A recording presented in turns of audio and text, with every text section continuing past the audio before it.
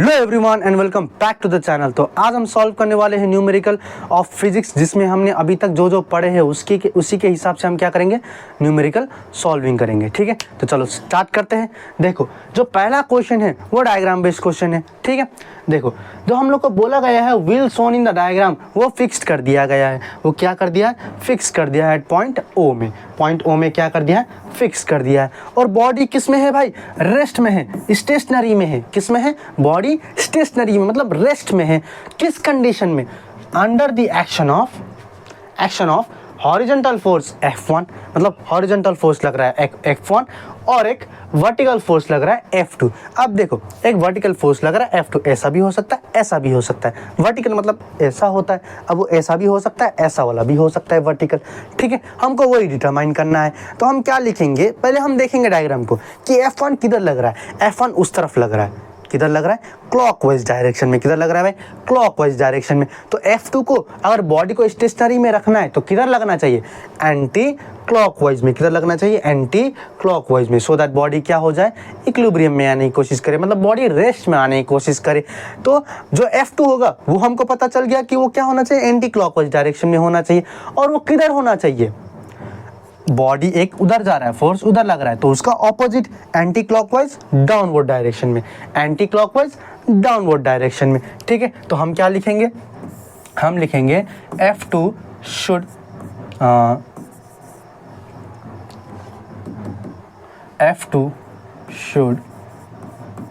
Act in anti CLOC के clock.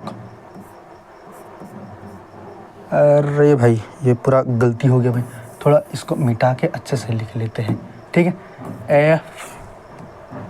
हम क्या लिखेंगे, F2 should act in anti clockwise direction और एंटी क्लॉकवाइज इन डाउनवर्ड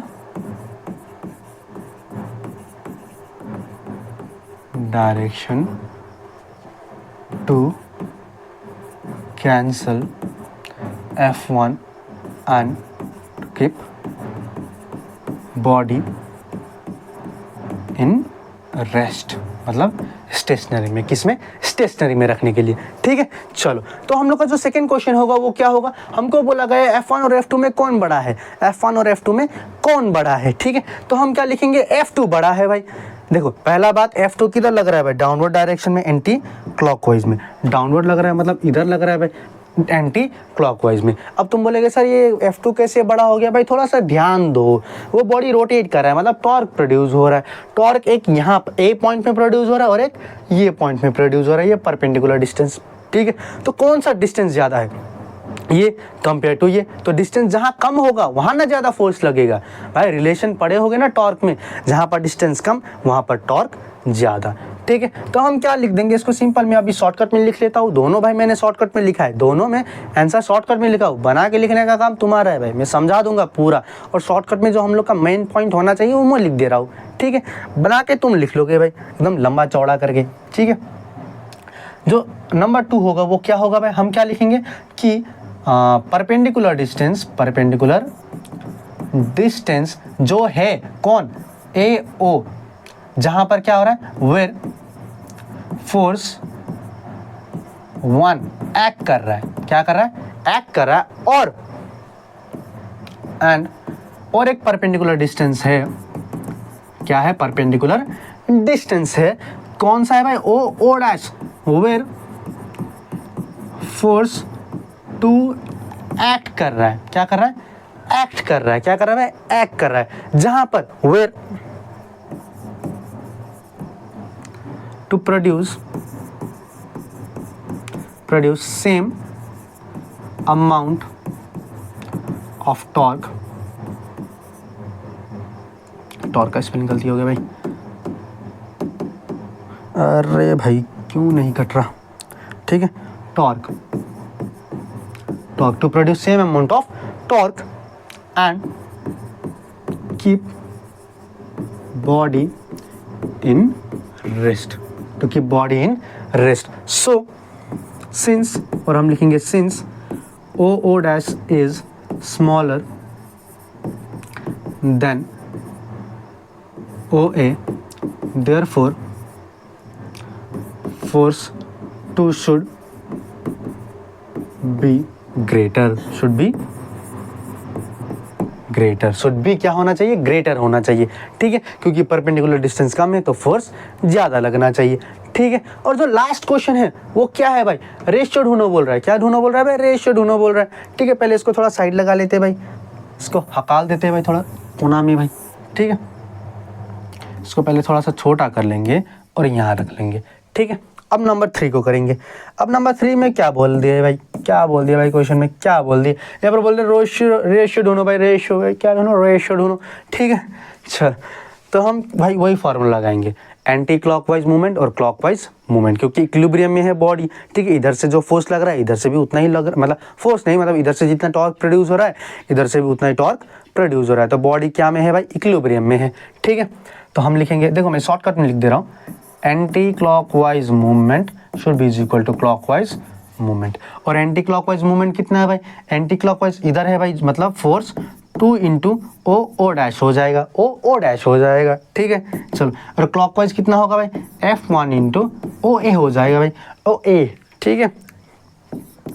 तो F2 हमको रेशियो ढूंढना है, F1 को इधर लेके आएंगे, F2 बाई F1 कर देंगे, ठीक है। और जो डिस्टेंस होगा ओ ए बाई ओ डैश हो जाएगा, ठीक है। तो F2 बाई F1, और ओ ए कितना भाई, कितना दिया गया है ओ ए भाई, देखो भाई 2.5 दिया गया है, कितना दिया गया है 2.5, कितना दिया सेंटीमीटर, ठीक है। सेंटीमीटर नहीं लिखेंगे, ओ ए कितना है भाई 2 सेंटीमीटर, मान लो सेंटीमीटर सेंटीमीटर एक दूसरे को काट दिए, ठीक है। अब ये पॉइंट को हटाना है तो इंटू 10, तो 5 5 25, 5 2 10, 5 2 10 हो जाएगा। तो तुम्हारा जो रेशियो बनेगा F2 बाई F1 वो हो जाएगा 5/4, तो ratio F2 is to F1 हो जाएगा 5:4, ठीक है। ये हो गया तुम्हारा रेशियो, ये क्या हो गया भाई, रेशियो हो गया। आगे क्वेश्चन में बढ़ते हैं। तो आगे क्वेश्चन में क्या बोला गया है, हमको बोला गया है the 2 force of each magnitude 2 Newton, मतलब 2 फोर्स है, 2 सेम न्यूटन, मतलब 2 न्यूटन का फोर्स लग रहा है, एक ऊपर लग रहा है और एक डाउनवर्ड लग रहा है, मतलब एक ऊपर एक नीचे लग रहा है, ठीक है।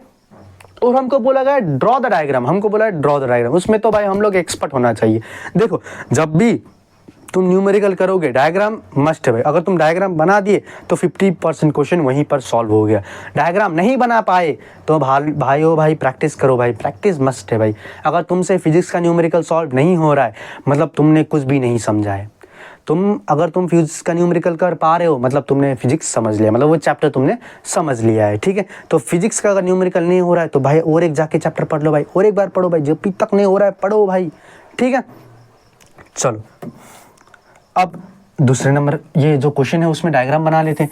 भाई बोला गया है एक मीटर रूल है, क्या है भाई, मीटर रूल है, मतलब यूनिफॉर्म मीटर रूल है, ठीक है। और बीच में सेंटर में उसको क्या कर दिया है, पाइवट कर दिया है, क्या कर दिया है, पाइवट कर दिया है। और जो 1 मीटर रूल होता है और सेंटर में पाइवट कर दिया है तो आधा हिस्सा कितना होगा भाई, भाई आधा 0.5 होगा भाई, वो तो तुम लोग का टोटल मार्क्स होगा भाई मैथ में, मैथ और फिजिक्स में उतना ही मिलता होगा 20 में, ठीक है। तो भाई मजाक मस्ती भाई 0.5 मीटर और ये हो जाएगा तुम्हारा 0.5 मीटर, जो बन के कितना होगा 1 मीटर, ठीक है। 2 फोर्स ऑफ ईच मैग्नीट्यूड इतना इतना रेस्पेक्टिवली ऑफ 1 मीटर में पाइवटेड है, मतलब सेंटर में है, बोला गया है मिड पॉइंट में, ठीक है। तो एक फोर्स लग रहा है इधर से और एक डाउनवर्ड डायरेक्शन में, ये भी 2 न्यूटन का मान लो F1 है और ये भी 2 न्यूटन का मान लो F2 है, कितना है F2 है, ठीक है। और हमको क्या बोला गया है, find the total resultant movement of force, हमको टोटल मूवमेंट ऑफ फोर्स निकालने के लिए बोला गया है। तो हम पहले निकालेंगे F1 के लिए 4 F1 के लिए 4 F1, ठीक है। तो हम लिखेंगे movement of force, movement of force मतलब टॉर्क 1, वो क्या हो जाएगा भाई, टॉर्क का फॉर्मूला क्या है भाई, फोर्स इंटू डिस्टेंस, फोर्स 1। अब देखो पहला 1 के लिए है तो फोर्स इंटू इसको A मान लेते हैं, इसको O और इसको B, तो हो जाएगा AO, जो हो जाएगा तुम्हारा 2 न्यूटन इंटू 0.5 मीटर, जो बन जाएगा तुम्हारा 1 न्यूटन मीटर, और वो क्या हो जाएगा क्लॉक CLOC के क्लॉक वाइज डायरेक्शन में, क्योंकि फोर्स किधर लग रहा है, इधर लग रहा है, तो क्या हो जाएगा क्लॉकवाइज डायरेक्शन में हो जाएगा। ठीक है, अब वही अगर तुम फोर्स 2 के करोगे, फोर्स 2 के लिए मोमेंट ऑफ फोर्स निकालोगे, क्या निकालोगे, moment of MOMENT, moment of force, मतलब टॉर्क 2 निकाल दोगे, क्या निकाल दोगे, टॉर्क 2 निकाल दोगे। ठीक है, तो क्या हो जाएगा F2 इंटू वो तुम्हारा डिस्टेंस होगा O इंटू B, तो F2 कितना है 2 न्यूटन, और ये है तुम्हारा 0.5 मीटर, तो ये भी बन जाएगा 1 न्यूटन मीटर, वो होगा एंड क्लॉकवाइज, क्या होगा भाई, क्लॉकवाइज डायरेक्शन में हो जाएगा। ठीक है, CLOC के क्लॉक वाइज डायरेक्शन में होगा, क्योंकि फोर्स इधर लग रहा है तो ये भी क्लॉकवाइज डायरेक्शन हो जाएगा। ठीक है, अब हमको निकालना है टोटल मोमेंट ऑफ फोर्स, उसके लिए इसको थोड़ा सा छोटा कर लेते हैं भाई, क्या कर लेते हैं, छोटा कर लेते हैं। ठीक है, हमको क्या निकालना है, टोटल मोमेंट ऑफ फोर्स निकालना है, तो टोटल मोमेंट ऑफ फोर्स जो हम निकालेंगे वो होगा टॉर्क 1 प्लस टॉर्क 2, हो जाएगा 1 newton metre plus 1 newton metre, वो हो जाएगा तुम्हारा 2 न्यूटन मीटर, वो होगा तुम्हारा क्लॉक, कौन सा डायरेक्शन में होगा भाई, ये भी हो जाएगा तुम्हारा क्लॉकवाइज डायरेक्शन में। कौन सा डायरेक्शन में, अरे भाई CLOC के क्लॉक वाइज में हो जाएगा, क्या में हो जाएगा भाई, वो भी क्लॉकवाइज डायरेक्शन में हो जाएगा। ठीक है, क्योंकि ये भी क्लॉकवाइज, तो टोटल क्या हो जाएगा, क्लॉकवाइज डायरेक्शन में हो जाएगा, और टोटल मोमेंट ऑफ फोर्स कितना होगा, 2 न्यूटन हो जाएगा। ठीक है भाई, चलो तो आगे बढ़ते हैं। अब आगे में तुमको थोड़ा यूज करना पड़ेगा concept of centre of gravity, अब यहाँ पर क्वेश्चन क्या है, a uniform metre rule rest horizontally on the knife edge at the 60 centimetre mark. अब देखो यूनिफॉर्म मीटर रूल मतलब क्या होता है, जिसका मास यूनिफॉर्मली डिवाइडेड हो, मतलब ना ज़्यादा कहीं पर, ना ज़्यादा ना कहीं पर कम, इक्वली हो, क्या हो, इक्वली हो। ठीक है, तो मान लो एक यूनिफॉर्म मीटर रूल बना लेते हैं भाई। ठीक है, यूनिफॉर्म मीटर रूल, जहाँ पर एक एज में नाइफ एज है जो है 60 सेंटीमीटर, कितना सेंटीमीटर, 60, इसको 0 मान लेते हैं और इसको 100। ठीक है, चलो इसको क्या मान लेते हैं, 0 और इसको 100। ठीक है, तो इसका सेंटर ऑफ मास कहाँ होगा, क्योंकि देखो ये यूनिफॉर्म मीटर रूल है, क्या है भाई, यूनिफॉर्म मीटर रूल, क्या है भाई, यूनिफॉर्म मीटर रूल है भाई, तो इसका सेंटर, इसका जो मास होगा वो कहाँ पर होगा भाई, 50 में ना होगा, कहाँ पर होगा, 50 में होगा, कहाँ पर होगा, 50 में। ये जो, इसको थोड़ा ऊपर लिख लेते हैं 50 को।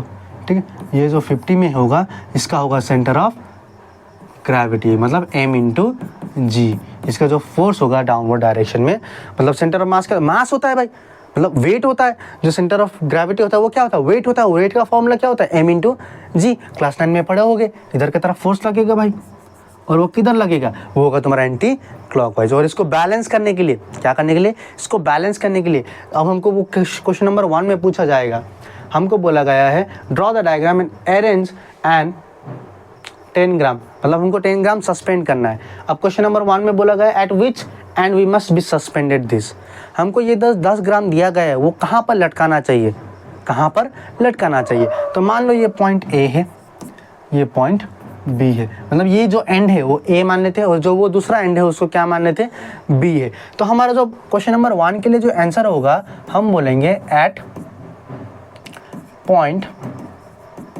B 10 gram should be suspended to keep body in equilibrium state,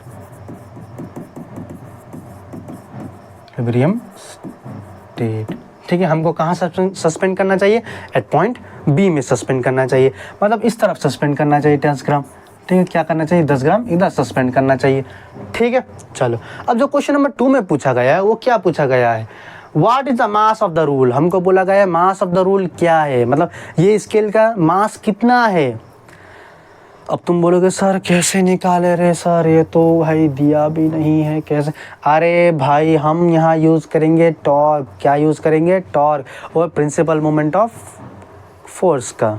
ठीक है, वो दोनों यूज़ करके हम यहाँ पर निकालेंगे मास ऑफ दी, क्या निकालेंगे, स्केल। ठीक है।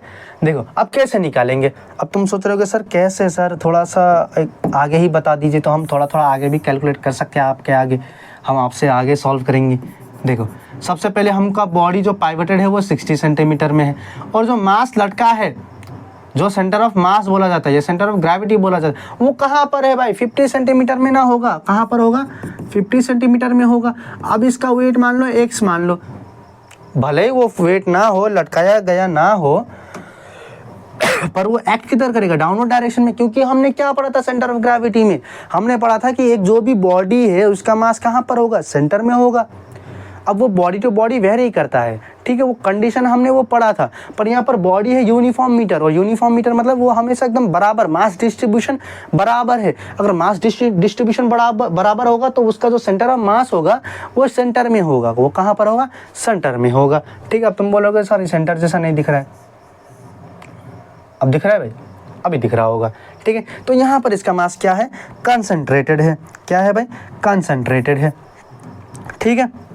अब तो आ गया होगा भाई, अब तो आ गया होगा, यहाँ पर इसका क्या है, m इंटू जी है, वो नीचे की तरफ एक्ट कर रहा है, किधर की तरफ, नीचे की तरफ, और हमको इसको इक्विलिब्रियम लगाना है। और हमने अब ये भी बोला था 10 सेंटीमीटर किधर लटका है, इधर लटका है, वो भी कहाँ पर, 100 सेंटीमीटर में, ठीक है, कहाँ पर, 100 सेंटीमीटर में लटका है। कितना ग्राम, 10 ग्राम, कितना ग्राम, 10 ग्राम। तो यही लगाना है भाई, एक फोर्स इधर लग रहा है, एक फोर्स इधर लग रहा है, ठीक है। अब यहाँ का फोर्स नहीं पता है, वो फोर्स क्या होगा तुम्हारा, वेट होगा, वो क्या होगा, वेट होगा, वो क्या होगा, वेट, क्या होगा, वेट। अब जो सेंटर ऑफ ग्रेविटी से होता है, ठीक है, वो सेंटर ऑफ, जो सेंटर में होता है कोई भी बॉडी का, ठीक है, वही। तो हम इसको कैसे सॉल्व करेंगे, according to principle moment of force लिखेंगे, पहले प्रिंसिपल मोमेंट ऑफ फोर्स लिख लेंगे, ठीक है। और हम क्या लिखेंगे, इसको हम क्या, लेट गिवन, हम क्या लिखेंगे, पहले गिवन लिखेंगे, ठीक है। Weight of uniform metre ruler, या रूल कितना होगा, m मान लेते हैं, कितना मान लेते हैं, m मान लेते हैं।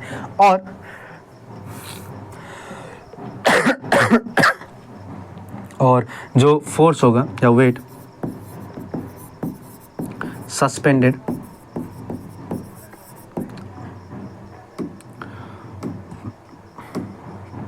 SUSPENDED सस्पेंडेड एट पॉइंट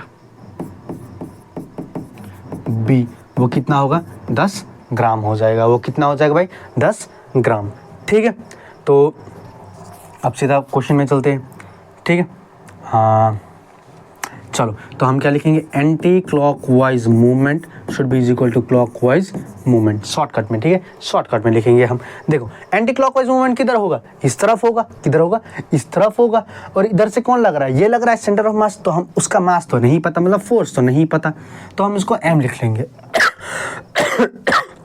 और डिस्टेंस कितना है, डायग्राम बना दिया है तो वहीं से लिख लेंगे, 60 माइनस 50। अगर मैं ये इसको और इसको माइनस कर दूँ तो दोनों बीच का माइनस, मतलब डिस्टेंस आ जाएगा, ठीक है, सेंटीमीटर। और इधर का जो मास है, मतलब जो फोर्स है, वो कितना है, 10 ग्राम। और डिस्टेंस जो होगा वो क्या होगा, 100 माइनस 60। जहाँ पर बॉडी है 100 सेंटीमीटर और जहाँ से पाइवटेड है वो दोनों को माइनस करना है।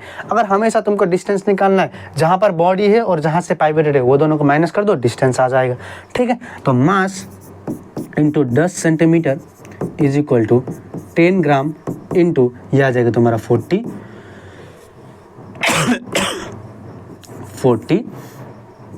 सेंटीमीटर, ठीक है। तो देखो, तो mass is equal to 10 gram into 40 centimetre by 10, तो 10 तो कट गया, मान लो सेंटीमीटर भी कट गया, तो आंसर कितना आएगा भाई, मास जो आएगा वो आएगा 40 ग्राम। और ये मास क्या है, मास सेंटर ऑफ ग्रेविटी मत बोलना ना भाई, जो सेंटर ऑफ ग्रेविटी में जो सेंटर पार्ट में जो मास होता है वो मास ऑफ द रूलर होता है, या किसी की बॉडी का भी मास होता है, ठीक है। मैंने सेंटर ऑफ ग्रेविटी में पढ़ाया था, तो ये जो 40 है वो मास ऑफ द रूलर है, क्योंकि वो हम मान लेते हैं कि जो centre of mass, centre of gravity होता है वो होता है कॉन्सेंट्रेटेड पॉइंट, जहाँ पर पूरा बॉडी का मास कॉन्सेंट्रेटेड होता है, ठीक है, जहाँ पर पूरा बॉडी का मास क्या होता है, कॉन्सेंट्रेटेड होता है, तो वो वही मास है। कितना होगा, 40 ग्राम होगा। तो ये स्केल का मास कितना होगा, 40 ग्राम होगा।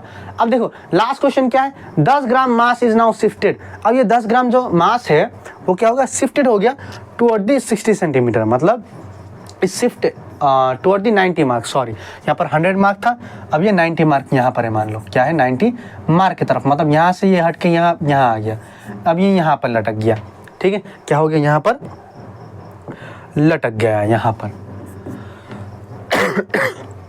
तो क्या बोला जा रहा है, in which direction must knife edge must be shifted so that rule horizontal again, मतलब वो जो shifted to make the rule horizontal again, horizontal मतलब एकदम फिर से उसको बैलेंस करने के लिए, मतलब ऐसा आधा तिरछा ना हो, ठीक है, मतलब जब ये मास यहाँ पर लटका हुआ था, थोड़ा सा इसको इधर शिफ्ट कर दिया तो क्या होगा, इधर टॉर्क ज़्यादा प्रोड्यूस होगा, सॉरी इधर टॉर्क कम प्रोड्यूस होगा। क्यों प्रोड्यूस कम होगा, क्योंकि डिस्टेंस घट गया।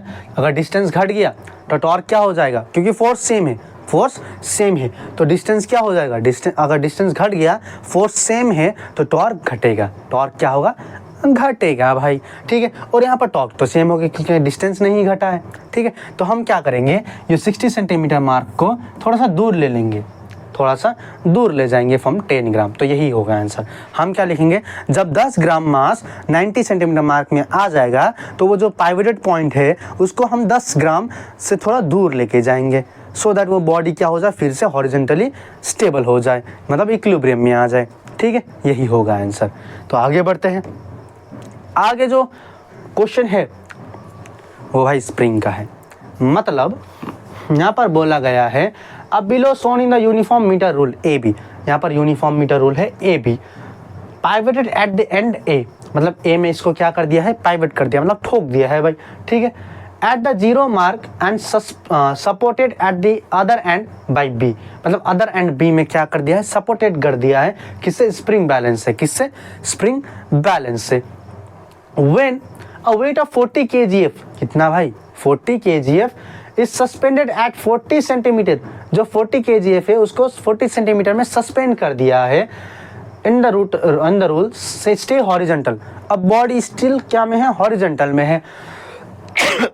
Find the reading of the spring balance when, अब हमको क्या ढूंढना है, रीडिंग ढूंढना है, मतलब स्प्रिंग बैलेंस में इसका वेट कितना आएगा, कितना आएगा, मतलब कितना फोर्स क्रिएट होगा विद नेग्लिजिबल मास। हमको क्या करना है, पहला केस में ये जो स्प्रिंग बैलेंस का जो मास है उसको नेग्लिजिबल लेना है, क्या लेना है, नेग्लिजिबल, मतलब जीरो लेना है, क्या लेना है, जीरो ही लेना है, ठीक है। चलो तो हम इसको सॉल्व करते हैं।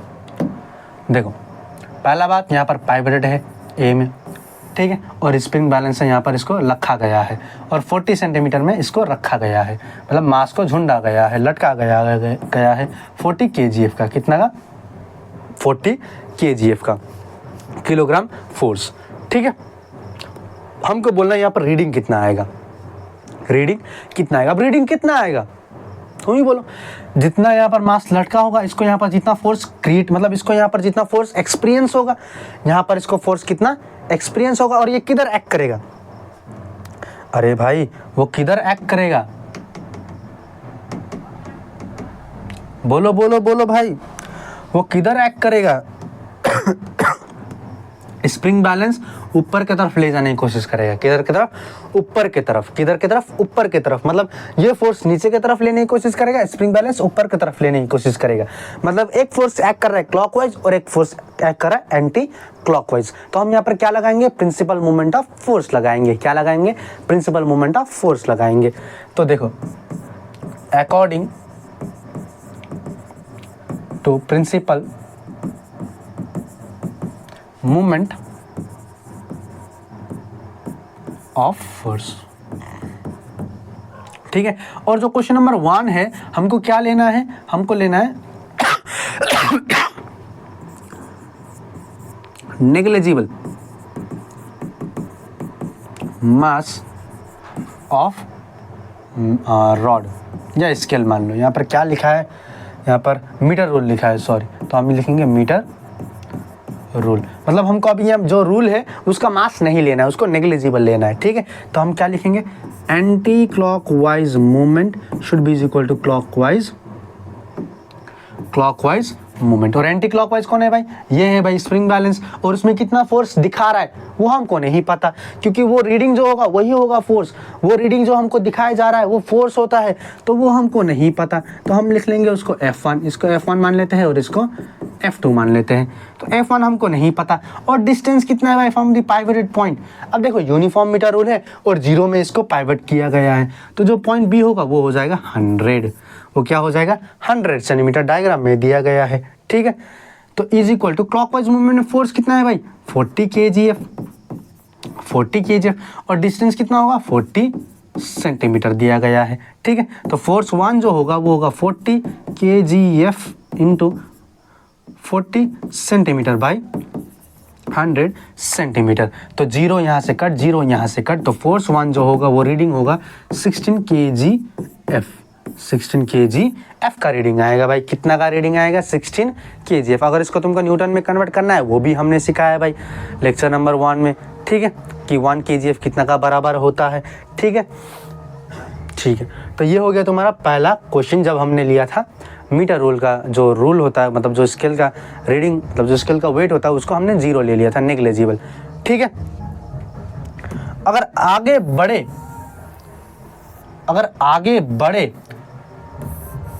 अरे भाई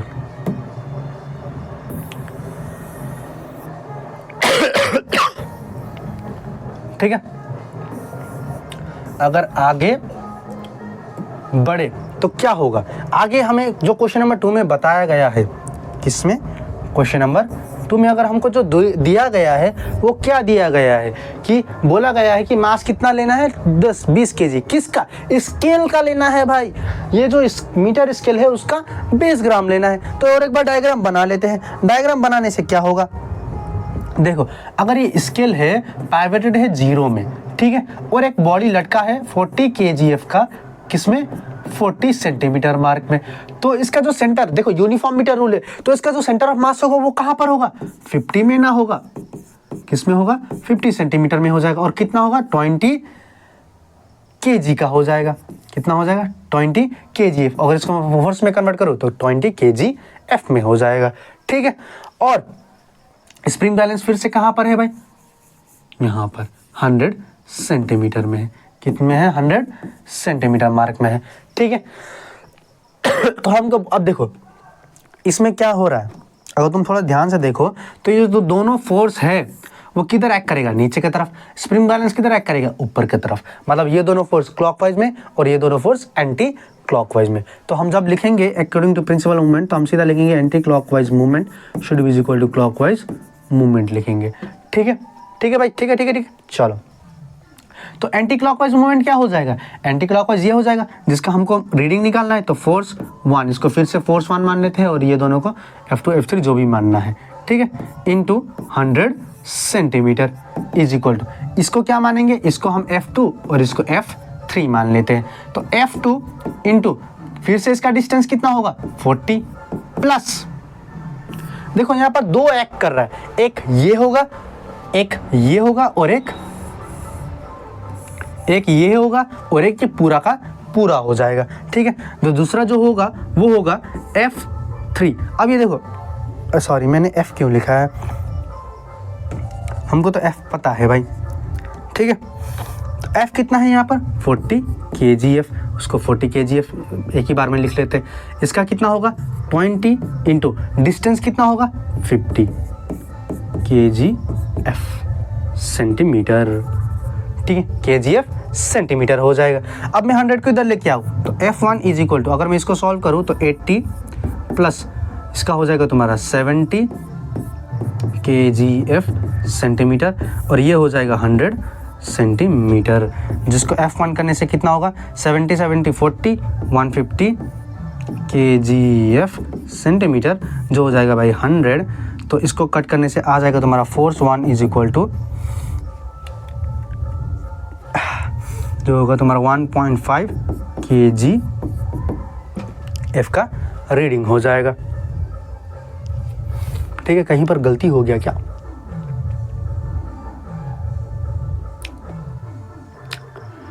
50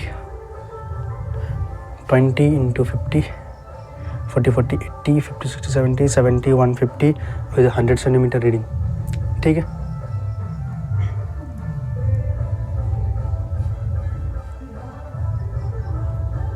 अरे अरे अरे अरे भाई, अरे भाई भाई भाई भाई भाई भाई यहाँ थोड़ा सा कुछ ब्लंडर हो गया भाई। क्या हो गया? ब्लंडर हो गया यहाँ भाई, यहाँ ब्लंडर हो गया। वही तो मैं बोलूँ भाई, उससे कम कैसे आ सकता है, ठीक है। यहाँ पर भारी मिस्टेक हो गया भाई। देखो 40 40 1600 plus 20 into 5 to the 10 00 kgf centimetre. अब इसको सॉल्व करने से आ जाएगा तुम्हारा 2600 kgf सेंटीमीटर, ठीक है। ये होगा ना भाई 1600 5 to the 10 00। तो ये दोनों को सॉल्व करने से 2600 बाई 100 सेंटीमीटर, सेंटीमीटर कट गया मान लो, और हो जाएगा तुम्हारा 26 kgf फोर्स रीडिंग आ जाएगा। कितना रीडिंग आएगा भाई? 26 kgf का रीडिंग आ जाएगा, ठीक है भाई। तो आज के लिए इतना ही, आज के लिए इतना ही। आगे मिलते हैं दूसरे लेक्चर में, जहां हम करेंगे uniform circular motion. Tata bye bye.